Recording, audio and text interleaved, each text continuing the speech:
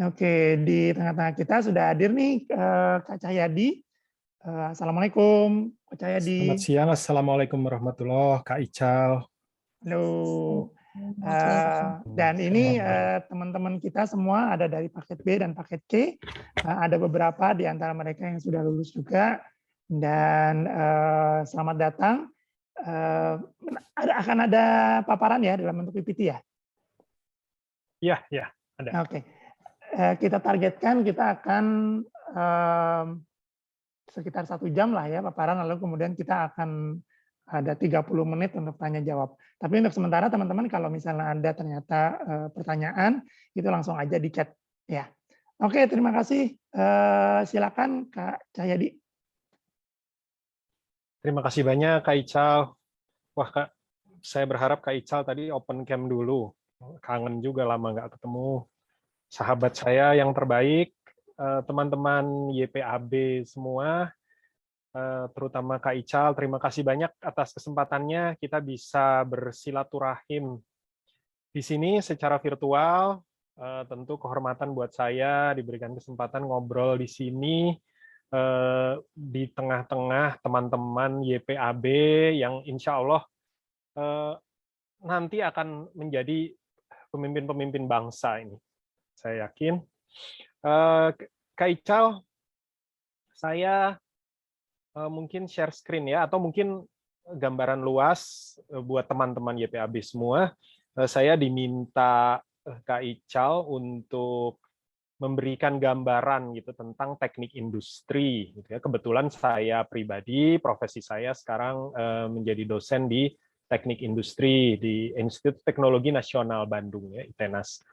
Kak Ical sendiri adalah alumni teknik industri juga, jadi justru beliaulah guru saya begitu ya. Saya banyak berguru dan mengambil pengalaman dari beliau gitu ya, tapi saya malah yang disuruh berbicara di sini. Saya share screen dulu ya. Saya izin.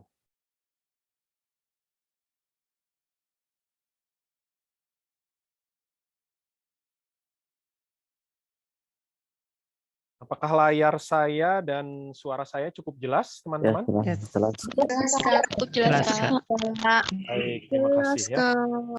Sebelumnya saya diberikan informasi oleh Kak Ical bahwa memang di YPAB ini sering ada share gitu ya tentang berbagai keilmuan gitu ya, untuk memberikan gambaran setelah SMA itu mau pada meneruskan studi kemana gitu ya, pada meneruskan studi kemana itu. Nah, saya diberikan amanah nih untuk memberikan gambaran tentang yang namanya teknik industri atau bahasa Inggrisnya industrial engineering.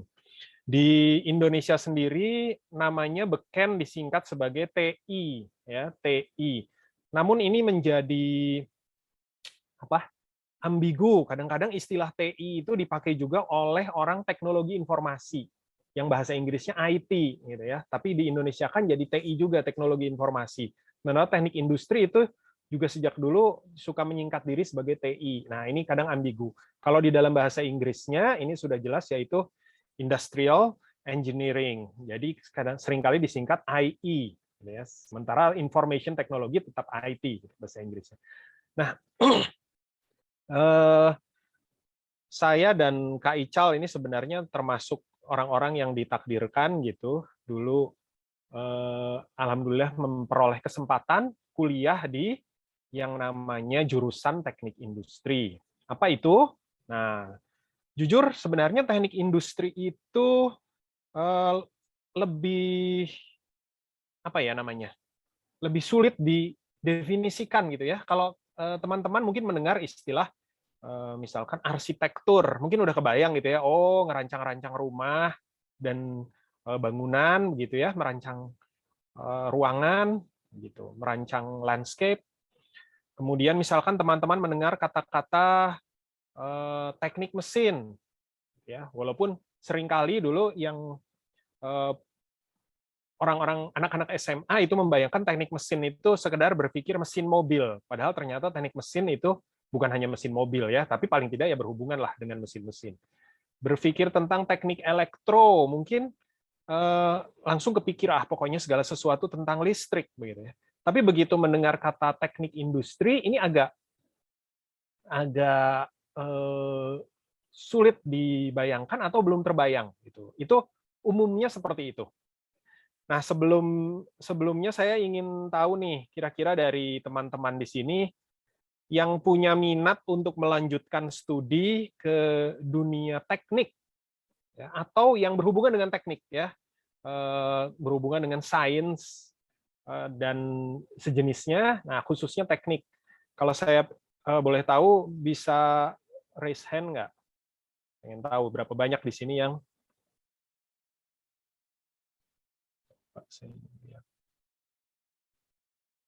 berapa banyak ya Kak Ical? Ini bisa terhitung nggak yang berminat melanjutkan ke teknik? Ada 2 yang hadir di sini. Oh, 2 ya, oke. Yang lain mungkin belum kebayang sih. Yang 2 ini ya? yang emang lulus sekarang ya. Oke. Yang lain mungkin juga walaupun belum kebayang, tapi mungkin udah ada kepikiran barangkali gitu ya. Wah, nanti saya lebih senangnya mau jadi apa begitu ya. Pengen jadi seorang sarjana hukum gitu, atau pengen menjadi seorang sarjana teknik gitu. Seperti 2 orang teman kita ya. Hafiz dan Husnul Arifah yang terlihat di saya. Baik, boleh lower hand lagi. Terima kasih ya atas raise hand-nya. Boleh di lower hand. Oke, kita lanjutkan ya. Sebelum saya berbicara tentang teknik industri, kita akan review sedikit industri itu apa. Gitu. Kalau mendengar kata industri, mungkin di kepala kita itu yang terbayang pabrik. Itu sangat lumrah gitu ya. Begitu mendengar industri, sejak dahulu pun saya mendengar kata industri yang terbayangnya pabrik. Di tiap orang macam-macam di pikirannya. Ada yang ngebayangin pabrik.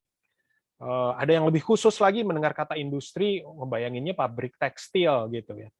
Ada yang mendengar kata industri, ngebayanginnya pabrik semen dan lain-lain. Nah, sebenarnya kalau di dalam definisi, saya ambil dari Ensiklopedia Britannica misalnya. Jadi sebenarnya industri itu tidak melulu pabrik, namun segala macam organisasi yang produktif menghasilkan, ya, memproduksi barang, jasa, ataupun sumber penghasilan lainnya.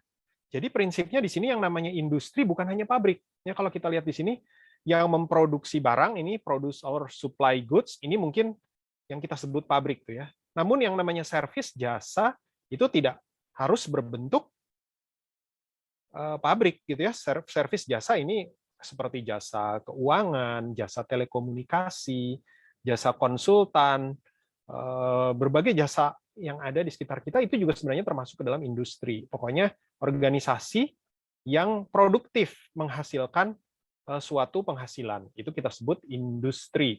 Ini sebenarnya definisi dari perkembangan industri saat ini gitu ya. Ada yang disebut industri primer. Jadi dari mulai hal-hal yang sifatnya ekstraktif tuh ya, pertanian, perkebunan, kehutanan, perikanan, pertambangan ya, pengeboran minyak gitu ya. Nah, itu semua sebenarnya dapat dikatakan itu industri yang kita sebut sebagai industri primer. Nah, sedangkan yang tadi kita sebut pabrik itu sendiri atau dalam bahasa lebih kerennya itu manufaktur, ya itu sebenarnya masuk ke dalam golongan industri sekunder.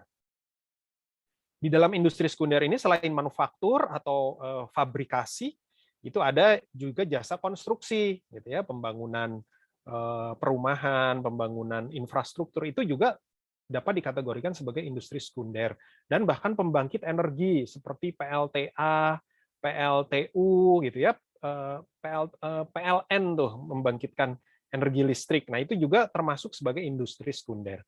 Nah, yang disebut jasa itu terkategorikan di dalam industri tersier. Dan kadang-kadang ada yang memisahkan kembali lebih khusus mengenai jasa yang terkait dengan teknologi informasi dan pengetahuan, ya, knowledge, seperti misalkan pendidikan, penelitian dan pengembangan gitu ya, R&D. Ini ada yang lebih khusus mengkategorikan sebagai industri kuarterner, tapi ada juga yang pokoknya ini adalah jasa. Ini bagian dari industri tersier. Oke ya, itu gambaran industri. Kita lihat juga keseluruhan ini tuh adalah industri. Tadi yang kita sebut industri primer itu adalah ekstraktif, mengambil dari alam. Kemudian yang paling sering terbayang di kepala kita yang namanya industri itu pabrik atau manufaktur. Itu adalah produksi sekunder ya, industri sekunder. Kemudian dilanjutkan dengan industri tersier, yaitu tidak cukup dari pabrik, tapi kita harus mentransportnya, mendeliver ke konsumen. Ada tempat penyimpanan, warehousing, ada jasa advertising, dan kemudian perdagangan, penjualan. Ya, ini semua sebenarnya termasuk industri. Nah, teknik industri tadi industrinya, tekniknya sendiri atau engineering, ya bahasa Inggrisnya engineering sebenarnya. Jadi bidang keilmuannya itu sebenarnya engineering. Sejak puluhan tahun yang lalu kerap kali diterjemahkan ke bahasa Indonesia menjadi teknik. Walaupun sebenarnya sekarang itu menjadi mendua, ya sudah terlanjur istilah umumnya teknik. Namun sebenarnya banyak yang berpendapat lebih tepat istilahnya itu rekayasa. Namun kata rekayasa ini juga akhirnya jadi ambigu. Ada kata-kata rekayasa yang konotasinya negatif ya, kayak merekayasa laporan keuangan gitu ya. Nah, ini bukan. Jadi engineering diterjemahkan ke Indonesia itu kadang diterjemahkan teknik, kadang diterjemahkan sebagai kerekayasaan.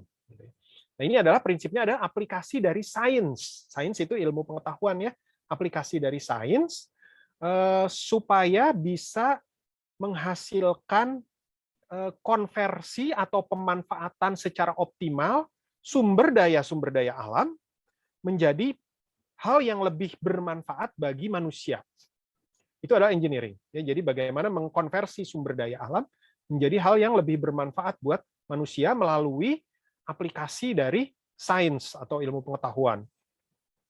Nah, ini kalau diperpanjang menjadi bukan sekedar bagaimana mengaplikasikan sains mengkonversinya, tapi juga bagaimana supaya berfungsi secara sesuai apa yang diinginkan dan memperhatikan faktor-faktor ekonomi, ya, memperhatikan faktor ekonomi dan faktor-faktor keselamatan bagi kehidupan dan berbagai aspek lainnya.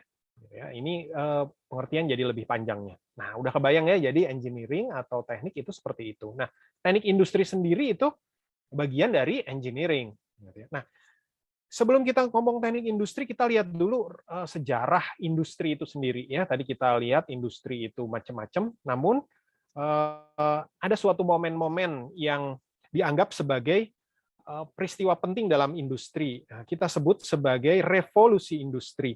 Revolusi industri itu dimulai dari akhir abad ke-18 ya, atau tahun 1784 disebutnya ya. Ini pertama kali ditemukannya mesin uap ya, terkenal ya, kalian tahu James Watt itu. Nah, dengan ditemukannya mesin uap, maka bisa menggunakan tenaga uap itu untuk memekanisasi berbagai kegiatan di dalam produksi. Gitu ya. Ini revolusi industri yang terkenal itu ini, revolusi industri pertama. Nah, namun menurut beberapa pakar, revolusi industri itu tidak terjadi hanya sekali. Ada yang namanya revolusi industri kedua. Ini dimulai di akhir abad ke-19 atau awal abad ke-20 dengan yang namanya produksi massal.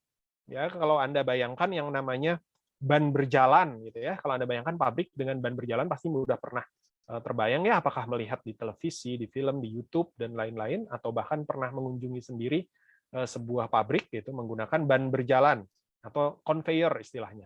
Ini adalah revolusi industri kedua di akhir abad 19 atau awal abad ke-20. Membuat produksi menjadi semakin berlipat ganda. Contoh paling sederhana adalah yang terkenal itu adalah produksi mobil Ford ya, dulu Ford Model T itu kalau tidak salah sebelum adanya Ford itu membuat pabrik mobil menggunakan produksi massal menggunakan sistem konveyor ini, dulu orang bikin mobil itu butuh waktu 2 bulan. Jadi tiap kali ada yang pesan mobil 2 bulan dibikin dulu mobil baru jadi ya. Tiap ada yang pesan lagi tunggu 2 bulan. Kayak bikin rumah gitu. Namun semenjak adanya revolusi industri ini, mobil bisa keluar dalam hitungan 1 minggu sampai 2 minggu. Ya, itu revolusi industri kedua ini. Jadi kebayangnya dari 2 bulan menjadi 1 minggu itu sangat cepat. Bahkan kalau di zaman sekarang ini mobil nanti kita bahas 2 menit sekali itu bisa keluar mobil baru. Ini revolusi industri kedua yaitu produksi massal. Revolusi industri ketiga itu ditemukannya teknologi otomasi yang disebut sebagai robot dan komputer industri, ya dikenal sebagai PLC (Programmable Logic Controller). Ini terjadi di akhir tahun 60-an, 1960-an atau awal tahun 1970-an. digunakannya teknologi yang namanya otomatisasi ya, atau sebenarnya lebih tepat istilahnya otomasi. Ada robot, ada komputer industri gitu ya.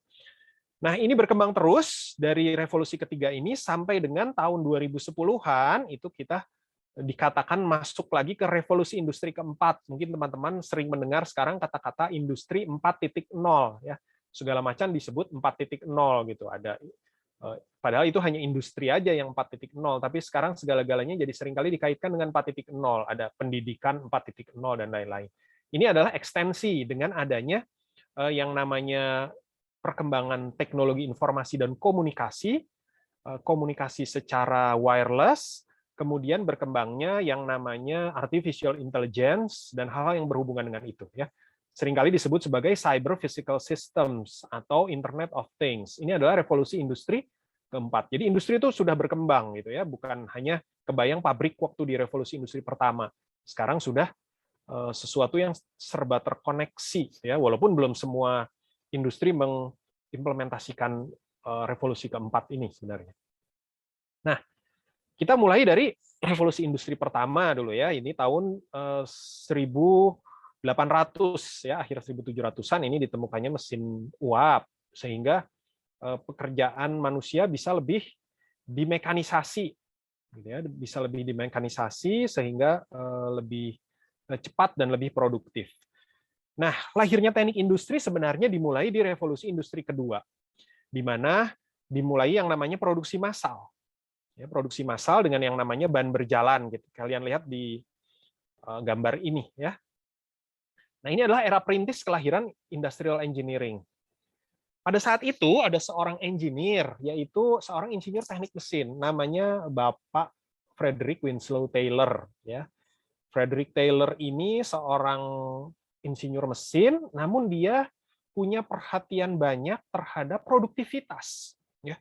Dia melihat bahwa bangsa Amerika kalau tidak merevolusionerkan pemikirannya tentang pentingnya efisiensi, nah ya, pentingnya efisiensi dan pentingnya produktivitas, itu nanti industri di Amerika menurut beliau sulit untuk bertahan di dalam kompetisi yang mulai mengglobal gitu ya. Nah, beliau kemudian melahirkan sebuah keilmuan yang disebut sebagai scientific management. Dan beliau sendiri, Pak Frederick Taylor ini, disebut sebagai bapak dari scientific management, ya, manajemen ilmiah. Jadi memang beliau seorang engineer, tapi tertarik dengan yang namanya manajemen. Apa itu manajemen ilmiah? Kontribusi beliau itu adalah bagaimana cara produksi yang paling efektif dan paling efisien. Bagaimana merancangkan sistem manajemen secara ilmiah. Jadi tadinya sistem manajemen lebih dianggap sebagai sebuah budaya dan seni memimpin biasa gitu ya. Nah, beliau merevolusionerkan bagaimana sistem manajemen ini dibuat secara ilmiah, pendekatan ilmiah, secara analitis dan secara eksperimen. Nah, disinilah beliau kemudian melahirkan yang namanya scientific management, dan kemudian karena itu berada di lingkungan orang-orang engineer, mereka menamakan diri mereka sebagai keilmuan industrial engineering atau teknik industri itu tadi. Nah, ini kemudian beliau selain dikenal sebagai father of scientific management, dikenal sebagai father of industrial engineering. Beberapa tokoh lain yang paling berkontribusi di dalam perkembangan teknik industri itu adalah Pak Frank Gilbert beserta istrinya ya, Ibu Lillian Gilbert. Ini Pak Frank Gilbert ini juga seorang insinyur ya, insinyur mekanikal, namun beliau lebih banyak berpraktek justru di industri konstruksi, di pembangunan bangunan ya, pembangunan rumah gitu ya, konstruksi. Nah, istrinya itu adalah seorang psikolog. Nah, ini unik ya. Nah, mereka berdua ini juga memiliki pemikiran yang sama dengan Frederick Taylor. Bagaimana sih supaya cara kerja itu atau produksi itu lebih efektif dan lebih efisien. Kemudian mereka berdua melahirkanlah keilmuan yang disebut sebagai time and motion study, di mana mereduksi berbagai gerakan-gerakan yang selanjutnya menghasilkan pekerjaan itu menjadi jauh lebih efektif dan lebih efisien. Nah, kita sebut sebagai lebih produktif. Nah, ini mereka berdua yang paling terkenal sebagai perintis industrial engineering. Nah, ada beberapa perintis-perintis lainnya di awal abad ke-20 itu, di antaranya Henry Gunn, yang kalau kalian mungkin pernah berorganisasi gitu ya, kalian pernah melihat yang namanya tabel waktu ya, apa ya, timeline graph gitu ya. Kalau mau bikin rencana kegiatan gitu ya, ini selesainya kapan, ini dimulai kapan. Nah, ini adalah Henry Gunn ya. Dan ada beberapa kontributor lainnya gitu ya. Ini menghasilkan yang namanya tadi industrial engineering. Mereka karena lahir di komunitas para engineer. Jadi walaupun titik ketertarikan mereka itu ada di manajemen, yaitu bagaimana produksi yang efektif dan efisien, bagaimana membuat sesuatu menjadi lebih produktif, namun mereka dari komunitas engineer, sehingga mereka tetap mengatakan diri mereka engineer, dan bidang ilmu mereka itu industrial engineering atau teknik industri itu tadi. Nah, kemudian muncullah sebuah definisi, karena tadi itu ya, kita tuh apa sih? Kita tuh engineer, tapi kok ngurusin yang manajemen-manajemen gitu ya, tujuannya apa sih? Nah, kemudian mereka membuat sebuah definisi seperti ini. Gitu ya. Jadi intinya ini mungkin panjang, ini nggak rada puyeng juga ya kalau dipahami panjang. Prinsipnya sih ini.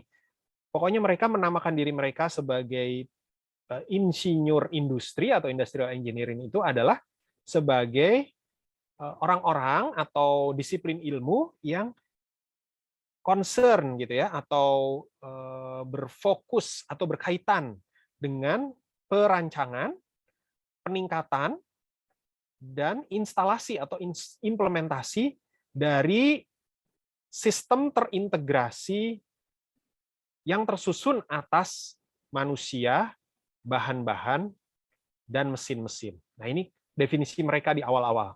Ya. Jadi kata kuncinya ini, mereka adalah insinyur yang merancang, meningkatkan, dan mengimplementasikan suatu sistem terintegrasi yang di dalamnya itu ada manusia, ada bahan-bahan, dan ada mesin. Nah, itu aja, intinya itu. Nah, di sini kemudian berkembang ya. Jadi dari pengertian dari awal industrial engineering ini kemudian berkembang bahwa yang namanya manajemen itu ada dua approach ya. Ada yang tadi scientific yang dikembangkan oleh Bapak Taylor tadi. Itu ciri khasnya adalah manajemen dengan mengandalkan pendekatan analitis, pendekatan eksperimental, dan pendekatan tadi, integrasi manusia, bahan-bahan, dan mesin-mesin. Nah, sedangkan di kubu lain, berkembang juga keilmuan manajemen yang kita sebut sebagai administrative and behavioral management, yang berurusan dengan organisasi, berkaitan dengan psikologi tenaga kerja, dan mengintegrasikan manusia dengan manusia lainnya. Nah, ini pun akhirnya kemudian mereka adopsi.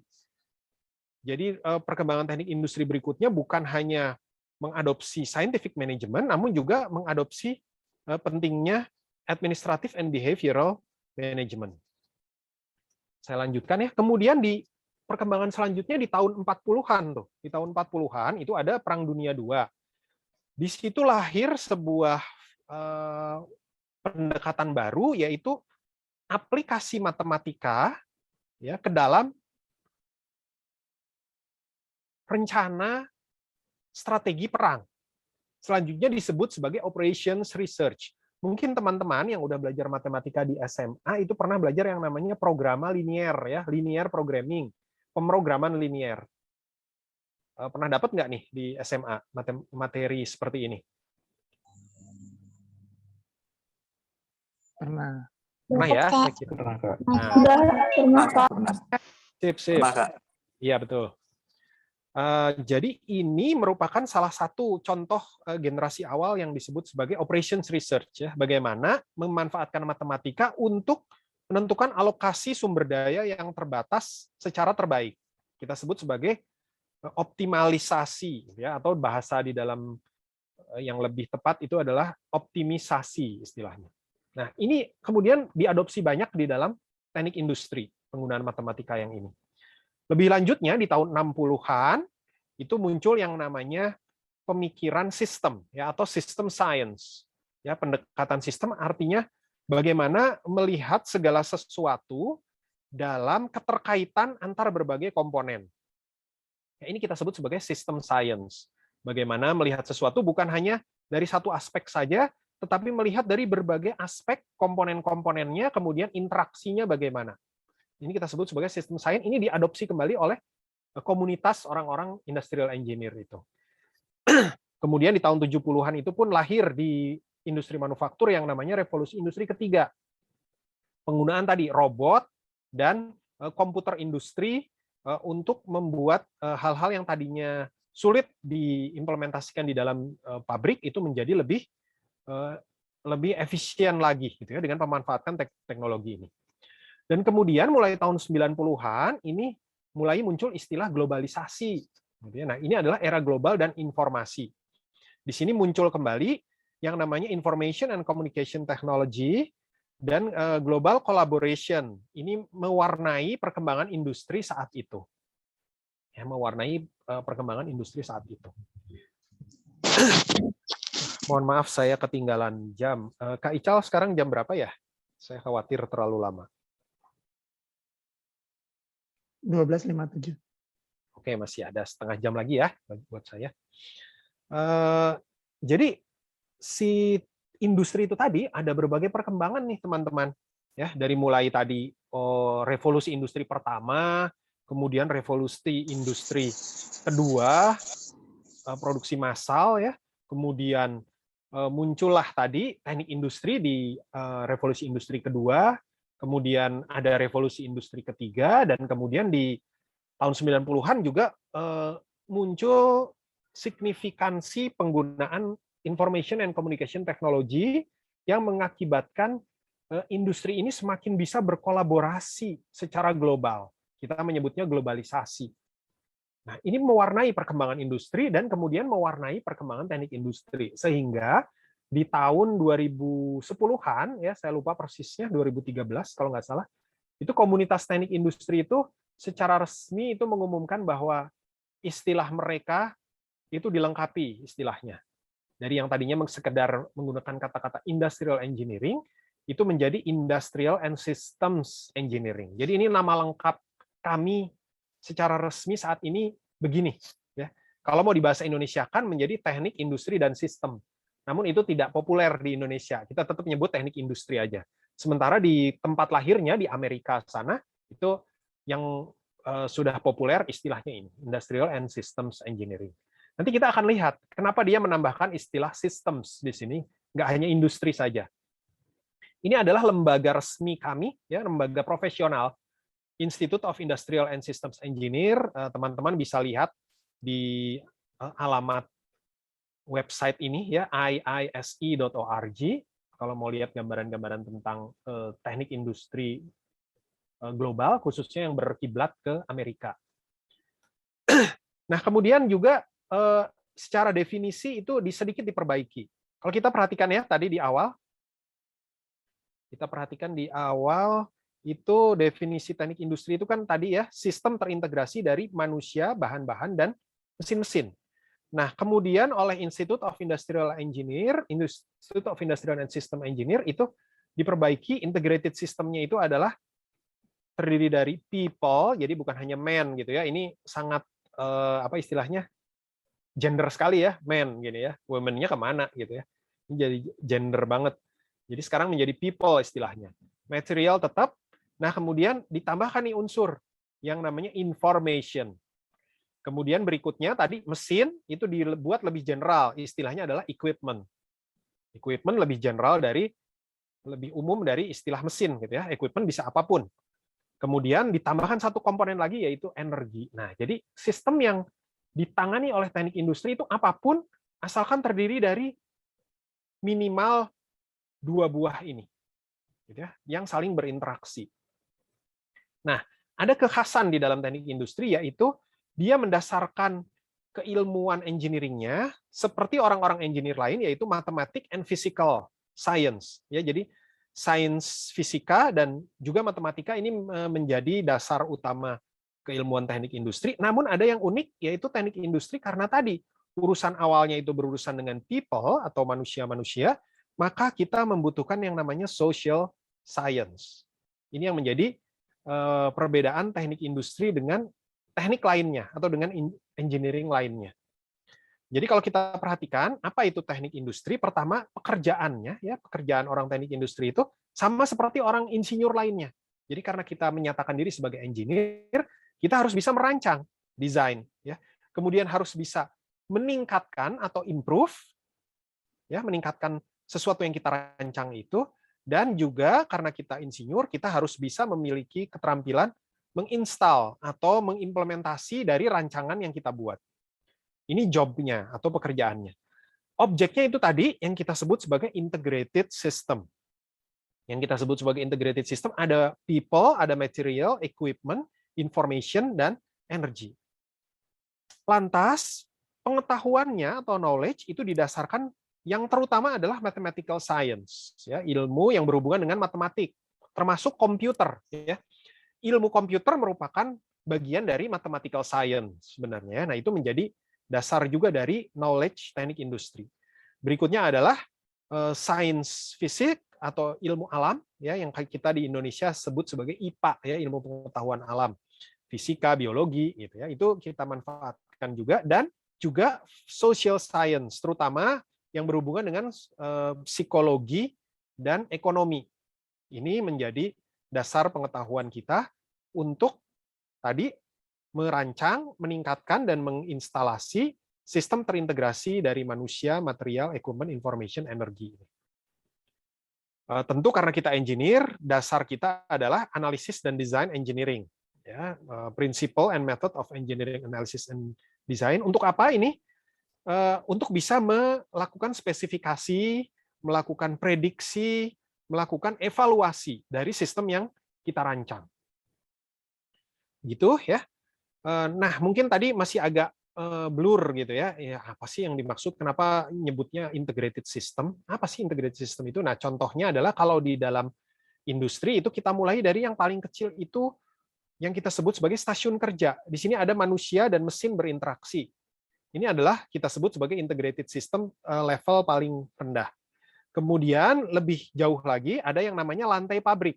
Di sini ada beberapa orang, beberapa mesin dan peralatan saling berinteraksi. Lebih jauhnya, ini akan membentuk sebuah enterprise atau perusahaan. Ya, ini pun kita sebut sebagai sistem terintegrasi. Lebih jauhnya lagi, beberapa organisasi berupa beberapa perusahaan saling berkolaborasi, saling membangun jaringan yang kemudian kita sebut sebagai sistem rantai pasok atau supply chain system. Nah, ini kalau lebih terbayang kalau kita melihat begini, oh ini toh yang disebut sebagai integrated system. Integrated system bukan hanya ada di pabrik, gitu tadi ya. Industri itu sangat kental dengan konotasi kita akan pabrik ya atau fabrikasi atau manufaktur. Nah, sebenarnya tidak hanya itu, gitu ya. Integrated system bukan hanya sistem manufaktur, tapi juga ada di dalam berbagai bentuk lainnya, yaitu tadi yang ada manusia, ada peralatan, ada bahan-bahan, ada informasi, dan menggunakan energi itu juga muncul di sistem transportasi, sistem logistik, sistem layanan, sistem jasa, dan juga sistem kesehatan atau medik. Ya, ini muncul.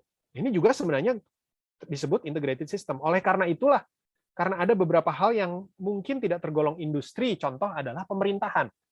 Pemerintahan itu kan bukan industri ya, namun itu bisa kita sebut sebagai integrated system juga. Mungkin itu dasarnya kenapa orang-orang teknik industri di Amerika sana membuat terminologi menjadi industrial and systems engineering seperti yang tadi saya sebutkan ya di sini. Nah, ini industrial and systems engineering ini.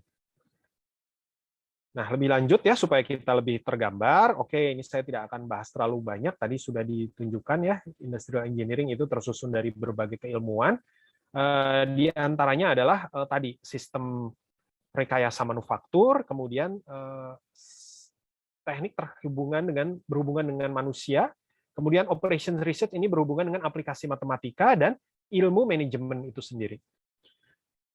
Saat ini itu Institute of Industrial System Engineer itu mendefinisikan teknik industri tersusun dari 14 body of knowledge. Istilahnya body of knowledge-nya ada 14 ini. Saya tidak akan jelaskan semuanya, nanti bisa dilihat mungkin kalau materi ini bisa di-share di YouTube atau bahkan mungkin nanti ke Kak Ical bisa dapat bahannya.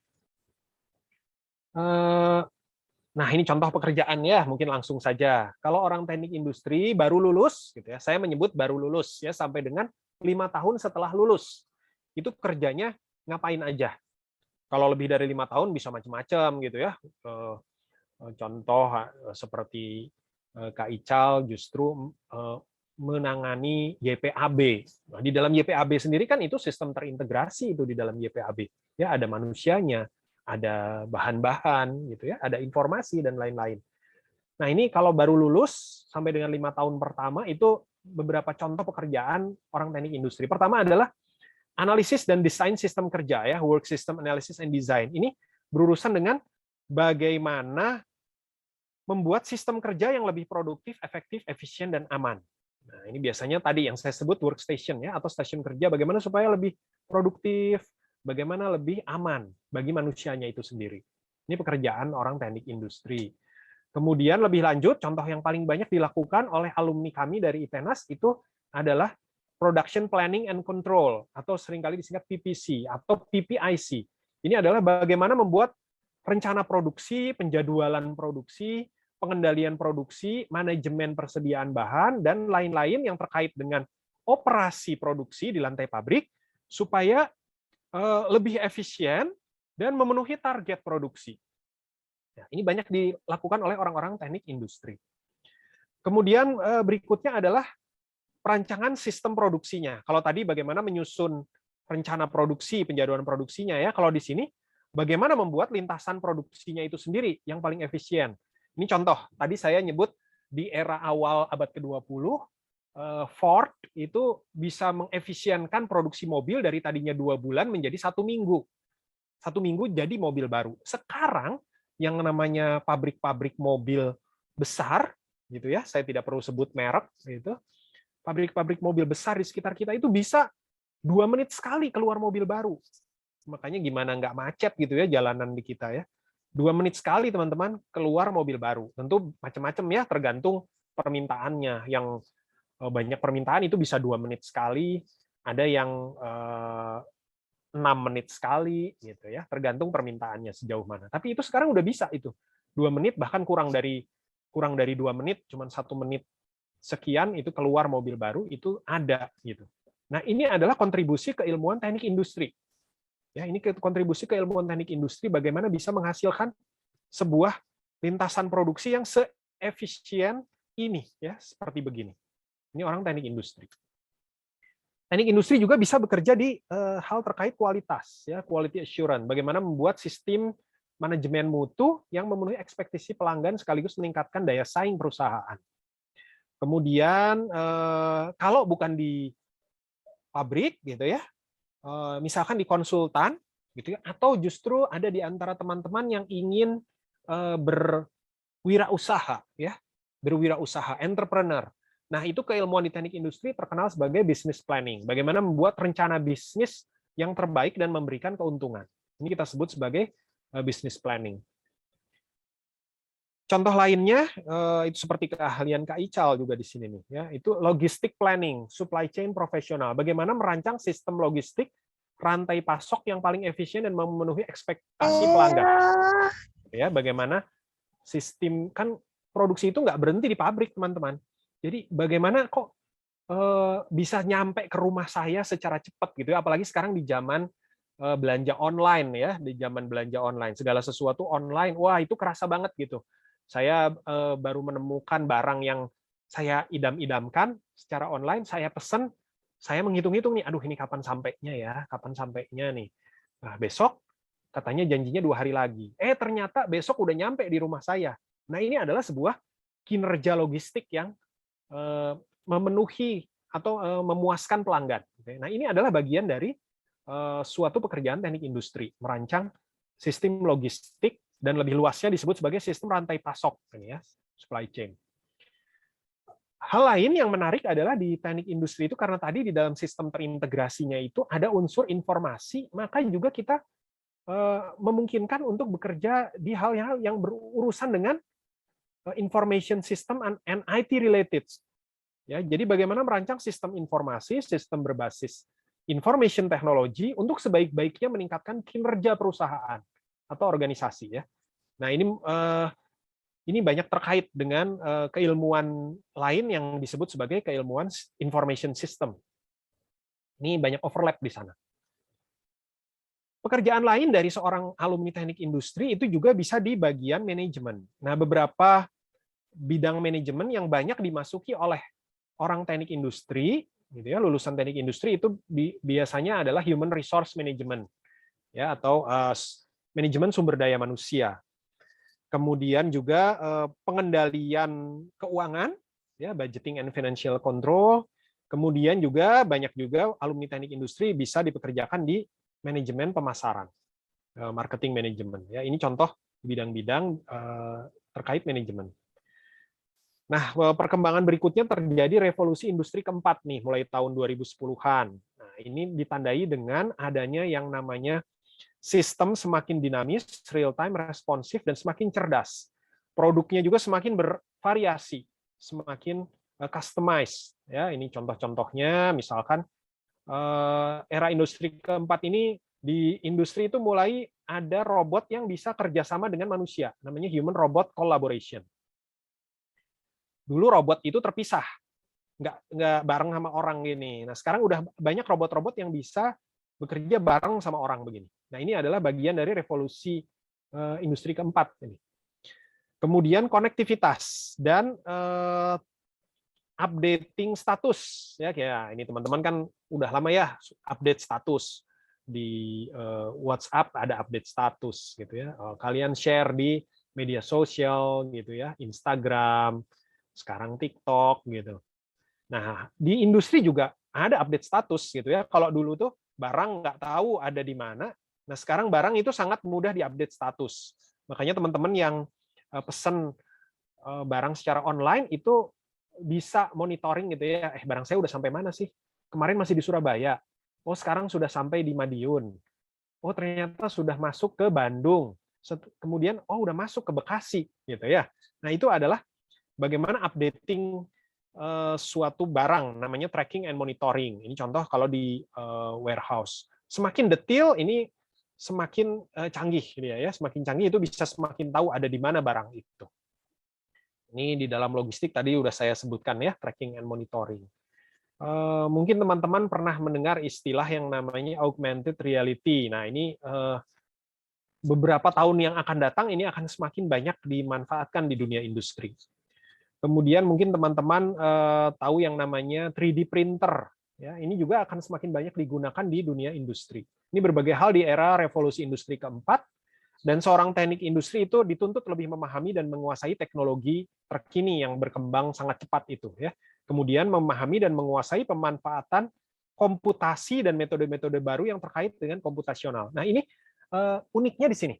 Jadi salah seorang guru kami gitu ya, Profesor Senator Nurbahagia, itu salah seorang guru besar teknik industri di ITB, itu beliau mengatakan dulu teknik industri lahir dari komunitas teknik mesin. Itu tadi ya, teman Bapak Frederick Taylor di Amerika sana dengan teman-temannya seperti Frank Gilbert dan lain-lain, itu orang-orang teknik mesin, mechanical engineer.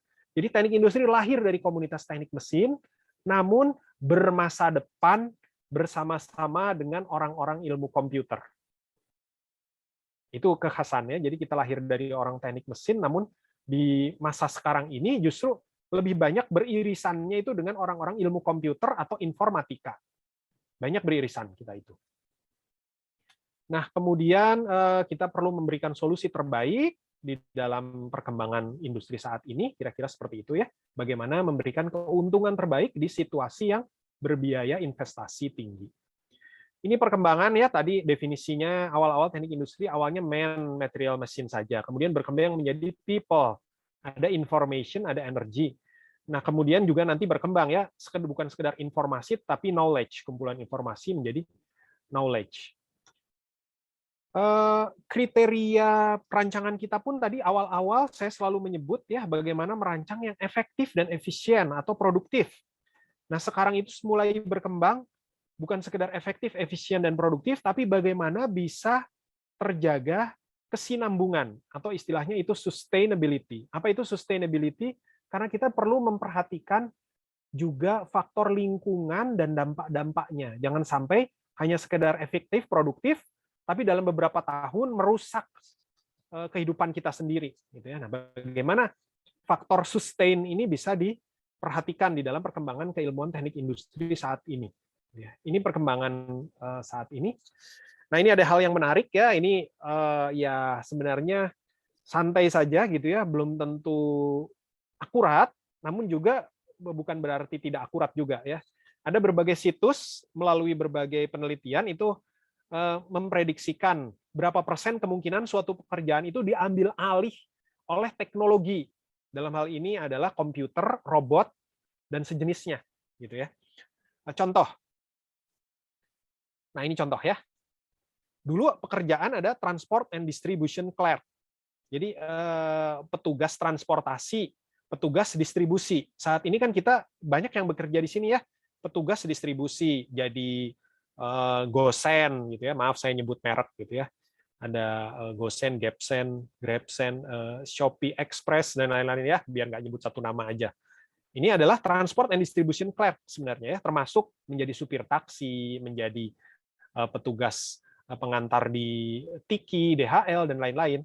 Itu ternyata kalau menurut mereka yang mencoba memprediksi di masa depan itu 96% kemungkinan itu akan diambil alih oleh robot. Diambil alih oleh otomasi. Jadi nanti mungkin 20 tahun yang akan datang pekerjaan ini tuh menjadi tidak ada. Karena udah pakai alat-alat otomasi. Ada drone ya, ada mobil tanpa driver gitu, 20 tahun yang akan datang. 96% ini akan diambil alih. Namun kalau kita perhatikan di website yang ini, industrial engineer itu hanya kemungkinannya 3% diambil alih oleh robot. Jadi orang teknik industri masih punya kesempatan besar untuk bekerja ya, menerapkan ilmunya sampai 20 tahun yang akan datang paling tidak. Engineering profesional juga 3% ya, bukan hanya teknik industri, segala macam engineering. Kalau di dunia manufaktur sebagai manajer produksi itu juga kecil. Jadi nanti walaupun sudah banyak nih software-software yang mengotomatiskan perencanaan produksi, namun sebagai production manager itu kecil kemungkinan digantikan oleh alat ya, oleh robot atau oleh software. Jadi masih tetap dibutuhkan nih sampai 20 tahun ke depan atau sampai 30 tahun ke depan. Ini contoh-contoh ya tentang pekerjaan terkait dengan teknik industri. Oke, mungkin sekarang jam berapa ya, Kak Ical? Mohon maaf nih, saya ketinggalan jam saya. 1:19. Oke, masih ada waktu sedikit lagi ya. Nah, teman-teman, kalau di Indonesia ini banyak sekali universitas perguruan tinggi yang menyediakan pendidikan tinggi teknik industri. Itu sangat banyak sekali. Dan semua judulnya rata-rata sama, teknik industri. Namun kalau teman-teman coba melihat ke Amerika, misalkan ya, atau beberapa negara maju lainnya, di dalam bahasa Inggrisnya teknik industri ini bisa muncul dalam berbagai nama. Ya. Nama yang resmi diadopsi oleh lembaga profesional IISI adalah ini, Industrial and Systems Engineering. Namun ada yang masih tetap menggunakan kata industrial engineering saja. Ada juga yang menggunakan istilah industrial engineering and management. Ada yang menggunakan istilah industrial and operations engineering. Ada lagi yang menggunakan istilah management engineering. Nah, ini unik nih, istilah management engineering menurut saya ini paling enak nih membayangkannya. Jadi management engineering adalah sebuah disiplin ilmu engineering, ya, disiplin ilmu teknik atau kerekayasaan yang bertujuan merancang segala sesuatu untuk peningkatan kinerja manajemen. Untuk merancang peningkatan kinerja manajemen. Lebih jelas gitu ya. Kalau tadi teknik industri ada ngomong-ngomong integrated system of people, materials, information, equipment, and energy, itu terlalu panjang nyebutnya. Tapi kalau manajemen engineering ya pokoknya rekayasa engineering yang tujuannya adalah meningkatkan performa manajemen. Nah, ini unik nih istilah ini. Ada lagi yang menggunakan istilah manajemen science and engineering. Ini masih satu keluarga dengan yang kalau di Indonesia kita sebut dengan satu nama, teknik industri. Ini di Amerika nih teman-teman. Memang di Eropa itu tidak berkiblat ke Amerika. Jadi kalau teman-teman mencoba melihat perguruan tinggi di Eropa, mungkin hanya sedikit yang menggunakan istilah industrial engineering. Sedikit sekali yang menggunakan istilah engineering, di sana hampir tidak ada istilah engineering. Istilah industrial engineering gitu ya kalau di Eropa. Tapi mereka memiliki beberapa disiplin ilmu yang sangat berkaitan atau kadang-kadang overlap dengan teknik industri. Ya, ini contoh di Eropa dan Inggris gitu banyak yang namanya manufacturing atau production engineering. Nah, kalau seperti ini lebih tekanannya itu ke teknik produksi. Jadi ini sebenarnya lebih banyak porsi teknik mesinnya ya, teknik mesin manufaktur. Jadi bagaimana memproduksi di dalam pabrik. Manufacturing system engineering ini sangat mirip seperti teknik industri, namun berfokus pada sistem manufaktur saja. Kalau tadi teknik industri bisa macam-macam kan ya, bisa ada di sistem medis ya, sistem kesehatan. Jadi makanya nggak aneh sih kalau Menteri Kesehatan kita tuh bukan dokter. Itu sangat tidak aneh. Karena di Amerika sana yang namanya Master of Health System itu ada di jurusan teknik industri, di Industrial and Systems Engineering. Nah, kalau Manufacturing System Engineering, dia fokus ke manufaktur saja. Gitu ya. Ada yang namanya System Engineering saja, ada yang disebut Engineering Management. Lihat ini ada beda ya, ada Management Engineering, ada Engineering Management.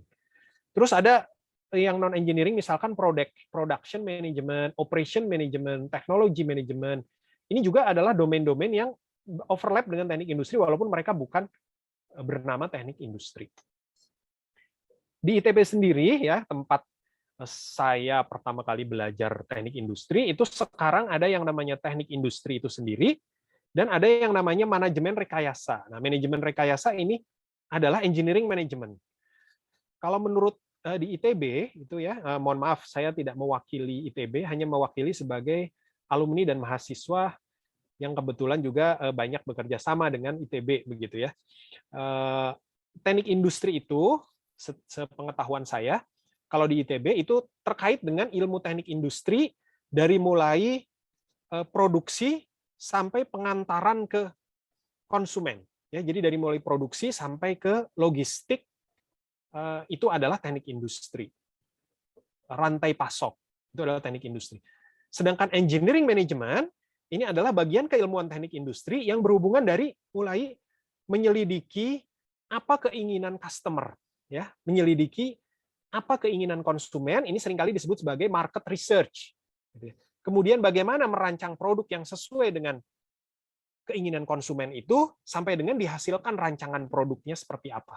Ini adalah bagian dari engineering management. Ini kalau menurut versi yang saya dengar dari ITB seperti itu. Nah, saya sendiri sekarang bekerja di ITENAS ya. Ini Institut Teknologi Nasional ini kebetulan se-Indonesia ini ada 3 perguruan tinggi punya nama sama. Jadi jangan ketukar teman-teman. Saya itu di Bandung, namanya Institut Teknologi Nasional, singkatannya ITENAS. Ada lagi Institut Teknologi Nasional di Malang, itu namanya ITN. Itu sebenarnya tidak berhubungan dengan kami, gitu ya. Kebetulan namanya sama, nggak tahu dulu bisa kayak gitu. Se-Indonesia ada nama sama. Singkatan mereka yang di Malang ITN, kami di Bandung ITENAS. Kemudian bahkan ada satu lagi di Jogja, ya, Institut Teknologi Nasional Yogyakarta. Kalau nggak salah namanya ITNY. Kalau saya tidak salah, gitu ya. Nah, saya di ITENAS di Bandung. Silakan teman-teman cek di website ini itenas.ac.id atau kalau mau melihat itu ada linknya juga di website ini untuk melakukan virtual tour, ya, virtual tour di ITENAS. Kami pribadi teknik industri ini ada di yang namanya Fakultas Teknologi Industri. Selain teknik industri, di Fakultas Teknologi Industri ini ada teknik elektro, teknik mesin, teknik kimia, informatika, dan sistem informasi. Nanti teman-teman kalau ingin berdiskusi, bertanya ini tuh apa sih, kalau di sini apa, mungkin saya bisa memberikan gambaran ya, walaupun saya bukan di prodi yang lain ini. Gitu. Kami juga punya Fakultas Teknik Sipil dan Perencanaan. Di dalamnya ada teknik sipil, teknik geodesi, teknik lingkungan, kemudian perencanaan wilayah dan kota. Kemudian satu lagi kami punya Fakultas Arsitektur dan Desain. Di sini ada jurusan arsitektur, desain interior, desain produk, desain komunikasi visual. Ini yang unik, ini ya, yang judul-judulnya pakai teknik, ini alumninya gelarnya ST, sarjana teknik, ya, elektro, mesin, industri, kimia, sipil, geodesi, lingkungan, ini alumninya sarjana teknik. Namun beberapa program studi lain yang dulunya juga bergelar sarjana teknik, sekarang mereka memberi nama sendiri tanpa kata teknik, jadi punya gelar berbeda. Contoh, informatika ini mereka menanggalkan kata-kata teknik, jadi nggak pakai teknik informatika lagi, namanya informatika aja, lulusannya gelarnya Eskom. Sistem informasi juga begitu. Ini adalah saudara atau adik dari informatika, gelarnya Eskom di sini. Di Fakultas Teknik Sipil Perencanaan itu dulu ada yang namanya teknik planologi, zaman saya dulu kuliah ya, ada jurusan teknik planologi, lulusannya ST juga, sarjana teknik. Nah sekarang mereka tidak pakai kata-kata teknik lagi, namanya perencanaan wilayah dan kota. Alumninya kalau tidak salah gelarnya SPWK, Sarjana Perencanaan Wilayah dan Kota. Kemudian satu lagi adalah arsitektur. Kalau dulu arsitektur itu insinyur juga ya, namanya teknik arsitektur. Lulusannya sarjana teknik juga. Nah, sekarang mereka menggunakan kata arsitektur saja, lulusannya sarjana arsitektur. Nah, itu mungkin gambarannya teman-teman ya. Terima kasih atas kesempatan berbagi di sini. Mudah-mudahan bisa memberikan gambaran buat teman-teman semua, bukannya malah menambah bingung. Nah, mungkin itu Kak Ical yang bisa saya share dalam 1 jam ini. Terima kasih. Selanjutnya kita bisa ngobrol-ngobrol lebih fokus dan santai ya. Terima kasih Kak Ical. Terima kasih. Moga-moga memberikan gambaran ya, bukan malah membingungkan. Karena yang bingung itu bukan hanya mahasiswa tingkat awal teknik industri aja gitu. Jadi banyak banget, bahkan baru tadi malam saya itu mewawancarai seorang mahasiswa dari Jawa Timur teknik industri. Kemudian saya tanya, sebetulnya apa yang kamu akan pelajari nanti? Dia nggak bisa jawab loh. Padahal itu di universitas yang termasuk terbesar di Indonesia. Gitu. Jadi dan apalagi kalau SMA paket C gitu ya, kita pasti kemudian bingung apa ya teknik industri itu. Padahal kalau kita lihat nanti profesinya itu bisa macam-macam. Profesi saya misalnya sangat berbeda dengan profesi teman-teman saya seangkatan gitu, karena dia akan memfokuskan diri ke dalam bagian sistem yang mana, tetapi berpikirnya secara sistemik begitu. Nah, teman-teman kalau ada pertanyaan silakan silakan tunjuk tangan atau di chat ya. Sambil mikir-mikir dulu apa yang sebetulnya akan ditanyakan, saya mau tanya kembali ke Kak Cahyadi. Kalau di Tenas ya itu menerima lulusan dari SMA kesetaraan ya? Diterima Kak Ical, karena kan prinsipnya kan itu kesetaraan juga berarti kan SMA ya, gitu. Setara dengan lulusan SMA. Di kami menerima SMA, SMK itu juga diterima di kami. Silakan nanti tinggal kontak saja ke bagian pendaftaran. Saya kira tidak ada masalah Kak Ical. Oke. Ya. Yang kedua ini dari Raka. Gelar insinyur itu dulu banyak digunakan tahun 80-an. Nah, sekarang itu udah kayaknya nggak ada. Apa emang ada perubahan atau bagaimana ya? Oke, terima kasih Raka Santiago. Ada suaranya nih Raka? Ada Kak. Oke ya, terima kasih. Ini pertanyaannya bagus banget. Pertanyaannya bagus banget dan penting banget dan memang belum sempat saya bahas tadi di 1 jam yang tadi. Jadi tahun 80-an itu memang alumni dari fakultas teknik atau apapun ya, dulu namanya jurusan ya, sekarang itu namanya program studi gitu ya. Dulu namanya jurusan. Jadi kalau kuliah di jurusan teknik apa gitu ya, atau di fakultas teknik nyebut gitu. Kalau sekarang namanya program studi. Nah, segala yang pakai embel-embel teknik itu dulu alumninya itu namanya insinyur. Gitu ya, dari mulai tahun 80-an sampai saya nggak tahu terakhir itu tahun berapa, tapi kalau tidak salah yang lulus tahun 90 itu sudah jadi sarjana teknik. Saya lupa 90 berapa mulai berubah ya. Dulu IR ya, insinyur. Kemudian 90 sekian itu saya lupa apakah 90-nya atau 91, 92 itu menjadi ST, sarjana teknik sampai sekarang. Nah, sekarang itu muncul kembali sebenarnya gelar insinyur. Jadi insinyur itu tetap ada sekarang, tapi tidak otomatis dimiliki oleh mereka yang lulus dari program studi teknik. Untuk mendapatkan gelar insinyur, ada 2 tahapan lagi sekarang. Saya coba saya share ya, bentar, sorry.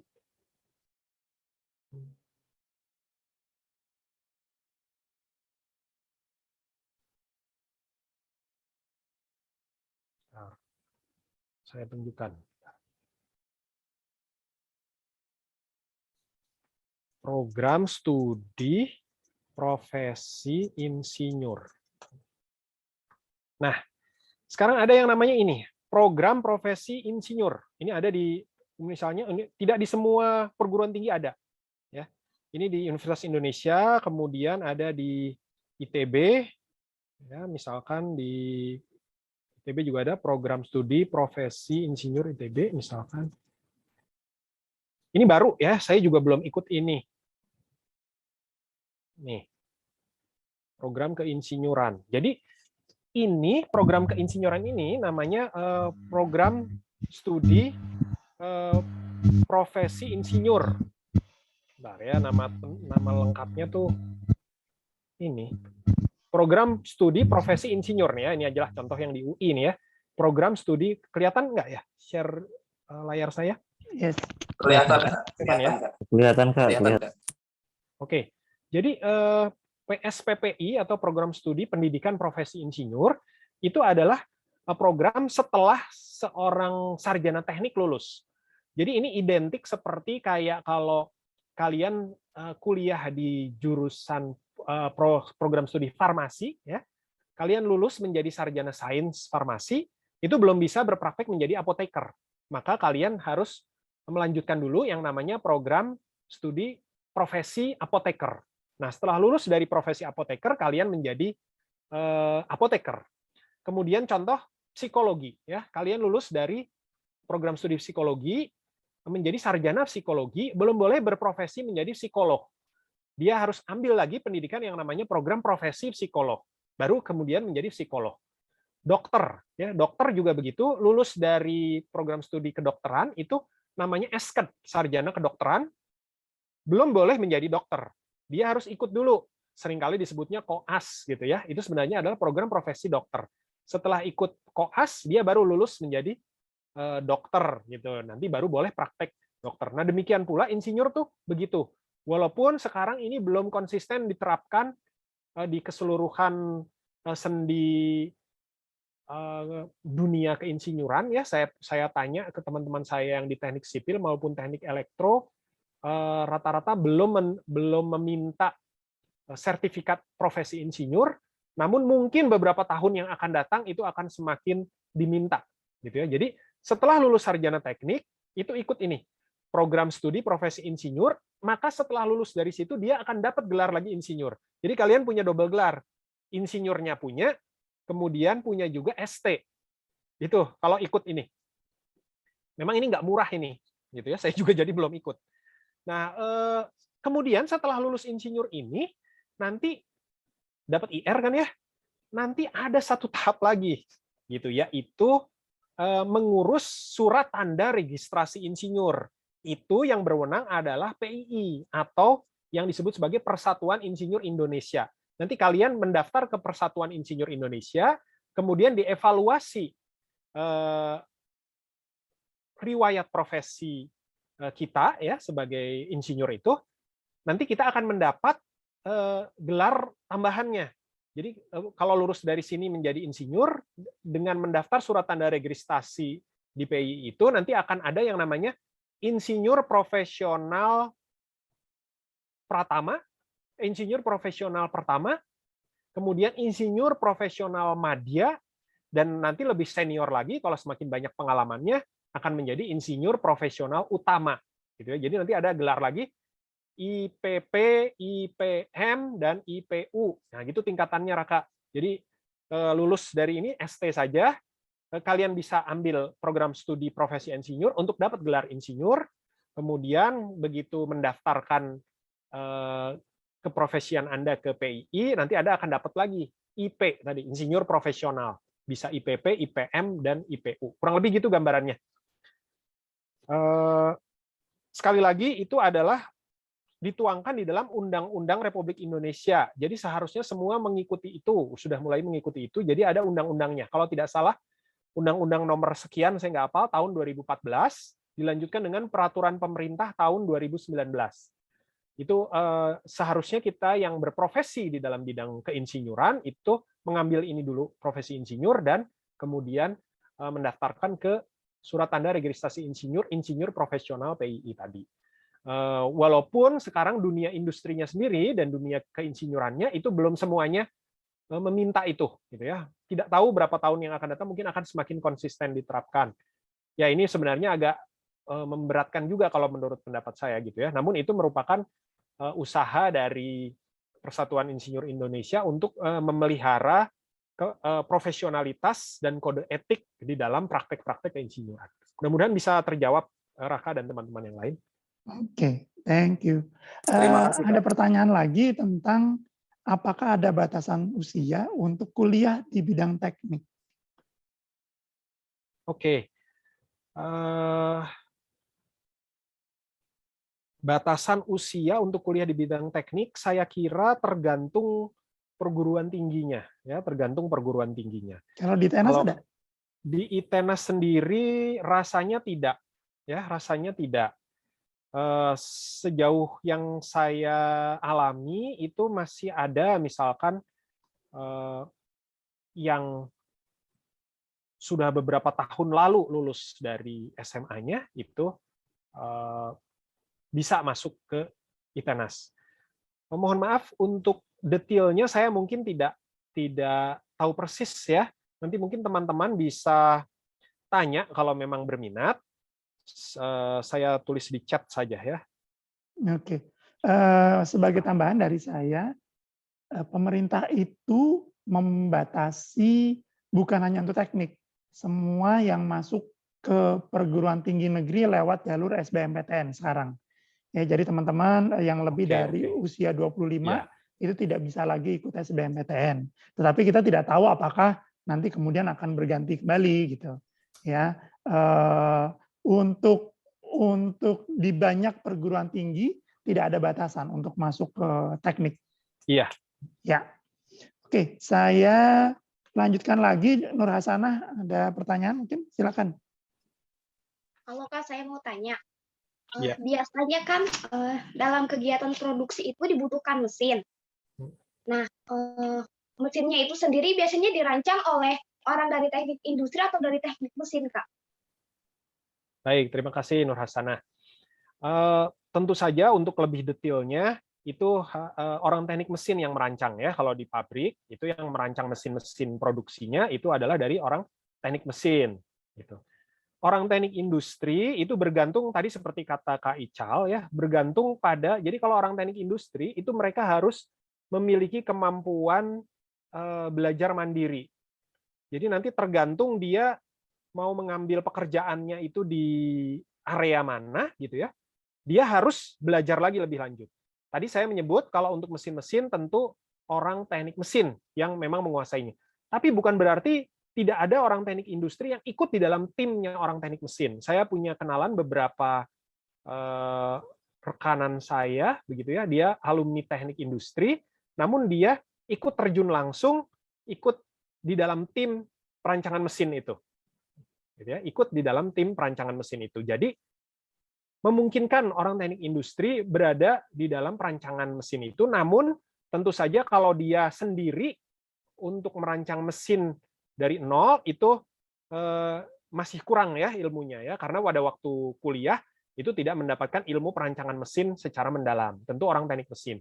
Namun di dalam pekerjaannya, kalau dia memang fokus selalu di bagian yang merancang mesin-mesin itu, dia bisa mendalami lebih lanjut ilmu perancangan mesinnya itu dan kemudian dia bisa berada di dalam tim di dalam perancangan itu. Perlu diketahui teman-teman bahwa sekarang yang namanya bekerja itu jarang sekali sendiri, gitu ya. Jarang sekali bekerja itu sendiri. Bekerja itu selalu teamwork, gitu ya. Di dalam teamwork itu tentu ada pembagian-pembagian kerja, gitu. Dan kita bisa mendapatkan sebagian dari pekerjaan di dalam teamwork tersebut. Mudah-mudahan terjawab ya, Nur Hasanah.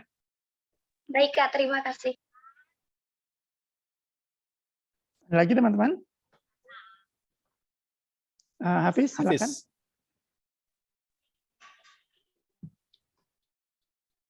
Oh iya, jadi saya ingin bertanya. Tadi kan kakak sudah memaparkan bahwa lulusan teknik industri itu bisa bekerja di beberapa profesi yang sebenarnya kayak itu bisa dikerjakan oleh profesi lain. Ya. Kayak tadi ada yang di sistem informasi atau manajemen. Nah, Ya. apakah yang akan dipelajari di sana itu kayak Yes. muatannya sama dengan prodi-prodi lain gitu? Baik, Hafiz, terima kasih ya. Kayak ya, Ada lagi mungkin, Hafiz? Mau dilanjutkan? jadi kayak misalkan lulusan teknik industri, tapi dia bekerja di bidang IT gitu. Ya, betul. Apakah Betul. dia memiliki basic yang sama atau tidak? Baik. Terima kasih pertanyaannya ya, Hafiz. Nanti mungkin Kak Ical bisa cerita ya, sebagai profesional IT juga. Prinsipnya gini, contoh ya, di dalam bidang IT ini, kenapa kita bisa masuk ke IT? Karena di dalam IT itu bukan sekedar komputer dan programming. Ya. Jadi di dalam pembangunan sistem IT itu bukan sekedar ilmu komputer dan programming, tetapi berhubungan dengan proses bisnis atau bisnis proses. Komputer atau program, software, menjadi tidak bermakna dan tidak bermanfaat kalau tidak matching dengan proses bisnis di perusahaan, tidak matching dengan visi dan misi perusahaan, tidak match dengan requirement productivity dari perusahaan. Nah, inilah yang kemudian menjadi celah kesempatan, opportunity orang teknik industri bekerja di information system. Karena di dalam information system, orang teknik industri itu kebanyakan bekerja di bidang analisis and design-nya. Jadi orang informatika misalkan ya, itu mereka sangat mendalam ilmu tentang komputasinya, ya, pemrogramannya, web design-nya gitu ya. Itu lebih database design, itu mereka lebih mendalam. Tapi kemudian pada saat merancang sistem informasi ini dibutuhkan pemetaan terhadap proses bisnis, gitu ya, seperti apa. Ini untuk menganalisis itu, disitulah peran teknik industri yang sejak kuliah itu dibiasakan untuk berpikir secara sistem tadi ya, berpikir secara integrated system. Ilmu dasarnya sendiri tentu tidak sebanyak yang orang teknik informatika ataupun sistem informasi, gitu ya. Namun dasar-dasarnya mereka telah memiliki dan kebiasaan berpikir sistemiknya itu yang kemudian seringkali dimanfaatkan oleh orang-orang, oleh perusahaan-perusahaan IT. Mungkin begitu, Hafiz. Kak Ical mungkin bisa sharing di sini. Oke, kalau IT, teman-teman kebayang ya, misalnya saya mendesain sebuah perangkat lunak, ya, sebuah software untuk produksi. Tetapi untuk tahu bagaimana cara bekerjanya, nanti bagaimana informasi itu digunakan, saya harus tahu di bagian-bagian lain. Bisa jadi di bagian perancangannya seperti apa, di bagian kualitas seperti apa, di bagian tenaga kerja bagaimana gitu ya. Jadi kemampuan menyerap informasi dari seluruh aspek itu penting. Dan itu sangat sulit dimengerti oleh mereka yang tidak memiliki keahlian pengetahuan sistemik, teman-teman. Ini ya. Bisa jadi nanti membangun sistem, tetapi sistemnya itu egois gitu, cuma bisa berdiri sendiri dan tidak bisa dikoneksikan dengan yang lain, ya kan? Nah, tapi kalau orang teknik industri karena belajar semua tuh, belajar tentang people, belajar tentang material tuh ya di situ ya, belajar tentang equipment, sehingga semuanya dibelajarin dikit-dikit, tetapi semuanya tercakup gitu. Sehingga pada saat saya kemudian mendapatkan kebutuhan, saya butuh nih sistem seperti ini, saya bakal bisa bilang, oh nggak bisa, nanti ngefeknya di tempat lain. Atau ada permintaan yang terlalu berlebihan, nanti apa yang kamu lakukan itu ngefek loh ke tempat yang lain juga. Gitu. Jadinya sangat dibutuhkan kemampuan sistemik itu. Kita mendesain, kita menerjemahkan apa sebetulnya kebutuhan dari pengguna gitu ya. Tapi kemudian pada saat merancang itu akan memberikan opini karena kita memiliki penglihatan juga di subsistem yang lain. Kebayang ya? Nah, jadi akhirnya kita joke-nya adalah ya udah kita yang ngerancang, nanti yang menjahit ini orang-orang yang programming gitu. Nah, kebetulan background saya computer science juga, industrial engineering juga. Jadi akhirnya ya udah saya yang mendesain, saya yang develop gitu kadang-kadang ya. Ya gitu. Ada lagi nggak Mantap. pertanyaan yang lain ya? Oke. Kebayang Terima ya Hafiz kasih ya? banyak. Hafiz kebayang ya? Kebayang. Demikian pula ini contoh yang ini juga ya, di manajemen juga kurang lebih seperti itu ya di bidang Kebayang. lainnya. Nah, baik, silakan yang lain. Ya, ada yang lain? Jadi sebagai bayangan tuh di angkatan saya aja ya, itu kemudian ada lulusan teknik industri yang menjadi HR, bahkan orang HR itu human resources ya, personalia, kita sekarang bilangnya human capital management. Bahkan human capital management tempat saya bekerja di Oracle, itu lulusan teknik industri gitu. Lalu kemudian bisa ke bagian financial juga, ke bagian marketing juga, ke bagian pengembangan produk juga gitu ya. Karena tergantung dia maunya apa gitu. Kita belajar sedikit-sedikit, tapi nanti pada saat perlu didalami, ya udah dalami. Mungkin yang menjadi titik tekanan di sini teman-teman ya, kita sebenarnya bukan belajar sedikit-sedikit kemudian tidak berkonsep gitu ya. Mungkin kalian bisa membayangkan teman-teman gini. Teman-teman tahu gado-gado ya? Di Jakarta ada gado-gado nggak? Saya tahu Kak. Tahu. Ada gado-gado Nggak bisa kan ya? makan sekarang sih. Gado-gado itu kan ya dalamnya itu ada kentangnya, ada togenya, ada kol, ada tahu ya. Kemudian ada bumbunya dari kacang ya. Namun itu bukan berarti dicampur terus nggak jelas. Gado-gado tetap sebuah makanan khusus. Kita bisa mengatakan ini gado-gado. Ini bukan pizza, gitu ya. Ini gado-gado, ini bukan salad. Gitu. Gado-gado sebuah makanan khusus. Kira-kira teknik industri pun begitu. Walaupun tadi dikatakan kita tuh memang belajar sedikit-sedikit dari mulai tadi ya people, material, equipment, information, energinya belajar sedikit-sedikit. Tapi bukan sebenarnya itu diambil secara acak-acakan. Tujuannya adalah mengenal itu semua, bagaimana untuk bisa dijahit menjadi sebuah sistem yang terintegrasi tadi. Gitu ya. Itu yang membedakan kami di teknik industri dengan disiplin engineering lainnya. Dimana kalau disiplin engineering lainnya fokus ke satu komponen saja, mesin saja misalkan, atau ke material saja, atau ke energinya saja. Nah di kami bagaimana itu dijahit menjadi sesuatu sistem yang terintegrasi, mencapai ukuran kinerja yang produktif, mencapai sebuah ukuran jangka panjang yang sustain. Kira-kira seperti itu.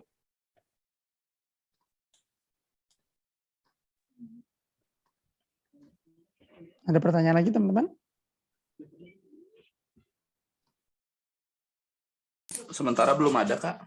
Oke, saya tanya nih, Kak Cahyadi mungkin bisa dapat insight ya, sebetulnya kalau kita lihat nih di dunia internasional, itu arahnya teknik industri itu bisa macam-macam gitu ya. Pernah ngeliat nggak kayak misalnya di North Carolina State University, itu teknik industrinya itu justru teknik industri furniture. Sementara kalau di Oregon teknik industrinya nano industri gitu ya. Lalu kemudian bahkan di Georgia Tech itu tentang health science, tentang industri kesehatan. Nah, itu berarti apa kalau sekarang itu teknik industri itu dibebaskan gitu ya untuk memiliki kekhasan sendiri-sendiri atau gimana? Iya. Di Indonesia sendiri sebenarnya dibebaskan untuk memiliki kekhasan sendiri-sendiri ya, walaupun kita itu memiliki sebuah kurikulum inti gitu ya kalau di Indonesia, dan kurikulum intinya tuh juga nggak sedikit ya. Jadi kurikulum inti itu yang semua yang mengaku bernama teknik industri harus ada itu semua gitu ya. Itu saat ini kalau dia mau akreditasinya nasional itu ada 98 SKS dari 144. Itu harus sama seluruh teknik industri di Indonesia yang mau namanya teknik industri, apapun kekhasannya, itu 98 dari 144 ya. Jadi kalau kuliah S1 itu 144 SKS di kita ya. 98 SKS-nya itu harus sama. Walaupun sama di sini tiap perguruan tinggi mungkin memiliki varian-varian perbedaan sedikit-sedikit gitu ya kekhasannya. Nah, kemudian perguruan tinggi bisa memberikan kekhasan kalau dia memang punya gitu ya, punya kemampuan untuk melakukan kekhasan itu. Contoh ya, di Universitas Negeri 11 Maret ya UNS itu mereka sangat kental dengan warna biomechanics. Jadi industri-industri yang terkait dengan produk-produk terkait dengan interface ke manusia, kayak misalkan tangan buatan gitu ya, kaki buatan gitu ya. Nah, yang seperti itu ada di Universitas Negeri 11 Maret seperti itu. ITS saya nggak tahu ya kekhasannya apa. ITB umum juga ya. Sebagian besar di Indonesia yang saya tahu itu masih sifatnya umum, termasuk kami di ITENAS. Kami di ITENAS sebenarnya menyatakan teknik industrinya itu punya kekhasan ke manufaktur. Tapi manufakturnya juga masih sifatnya umum, gitu ya, tidak khusus tadi menurut contoh di North Carolina itu ada manufaktur furniture misalkan gitu. Nah, di kita belum ada warna ke sana di ITENAS. Sebagian besar masih sifatnya umum dengan warna dasar manufaktur. Sebagian besar seperti itu. Kalau di Telkom misalkan ya, sesuai dengan namanya Universitas Telkom, tentu mereka industrinya banyak terkait dengan jasa telekomunikasi atau jasa terkait IT sebenarnya. Jadi kental tambahan mata kuliahnya di luar yang 98 SKS-nya itu terkait dengan ilmu IT-nya dan ilmu telekomunikasi. Contoh begitu mungkin, Kak Ical. Iya, thank you. Teman-teman belum ada lagi ya? Setahu saya ada satu lagi ya, misalkan ya, di Indonesia ini masih ada terkenal istilah teknologi industri pertanian. Teknologi industri pertanian ya, IPB itu ada ya. Saya terus terang belum confirm ulang, tapi saya sempat mendengar mereka pun akhirnya mengacu ke teknik industri. Jadi betul. Teknologi industri pertanian itu adalah teknik industri juga, namun tadi objek kajiannya lebih banyak berbau industri yang berhubungan dengan pertanian gitu. Jadi ada teknik industri pertanian, sekarang ada teknik industri perikanan. Saya baru kemarin wawancara beasiswa, ada yang jurusannya teknik industri perikanan. Dan pada saat saya lihat kurikulumnya, oh ternyata sangat teknik industri sekali. Teknik industri sekali juga ya, cuma jadi beda di warna objeknya saja itu tadi. Betul, betul. Iya. Ya. Oke, ada pertanyaan teman-teman? Pak Ical, maaf, itu tadi di chat ada yang nanya Nurayati. Mungkin takutnya kelewat. Oh iya. Gimana ya? Mang Fisika ya, ini Nur Ayati. Ya, saya bacakan aja ya. Kalau Nur Ayati, apakah teknik industri berhubungan erat dengan fisika? Bagaimana jika minat akan fisika saya kurang tapi ingin masuk teknik industri? Nah, baik Nur Ayati, jadi kita memang mendasarkan, kita belajar fisika ya di tingkat pertama, itu belajar fisika. Yang berhubungan lanjutan dari fisika tuh misalkan nanti ada mekanika kerekayasaan, gitu ya, itu mekanika teknik. Kemudian proses produksi itu masih ada bau-bau fisikanya dikit. Namun sebenarnya fisika bukan menjadi sebuah komponen utama di dalam keilmuan teknik industri. Jadi kalau misalkan Nur Ayati pengen masuk teknik industri tapi minatnya fisika kurang, pastikan saja tetap bersedia untuk belajar lulus mata kuliah fisika dan yang sedikit berbau fisika. Contohnya tadi mekanika teknik ya, kemudian proses produksi gitu. Nah, sisanya itu tidak terlalu banyak berhubungan dengan fisika. Namun yang paling penting justru adalah matematika. Jadi saya selalu mengatakan kalau masuk ke teknik industri nggak boleh benci matematik, gitu ya, karena matematikanya pasti dipakai. Tapi kalau fisika nanti kalian bisa ambil yang tidak berhubungan dengan fisikanya, gitu ya. Contoh tadi kalau mau ngambil ke IT-nya itu udah nggak ada fisikanya, gitu. Mau ngambil ke ke manajemen organisasi, gitu ya, perancangan organisasi, nah itu bisa seperti itu. Ke logistik, nah itu nggak ada bau-bau fisikanya. Tapi kalau kalian misalkan nanti masih tetap di teknik industrinya mau merancang alat bantu produksi. Nah, itu berhubungan dengan fisika mekanika. Atau misalkan mau merancang tentang biomekanika manusia. Jadi bagaimana manusia itu kalau ngangkat barang gitu ya, itu kan harus dihitung tuh berapa beratnya yang masih aman buat tulang belakang, berapa berat yang masih aman buat tulang-tulang persendian lainnya. Nah, itu dihitungnya pakai fisika mekanika di situ. Tapi kalau nggak mendalami di bagian yang itu, ya nggak apa-apa gitu ya. Cukup nanti di kuliahnya yang berhubungan dengan itu.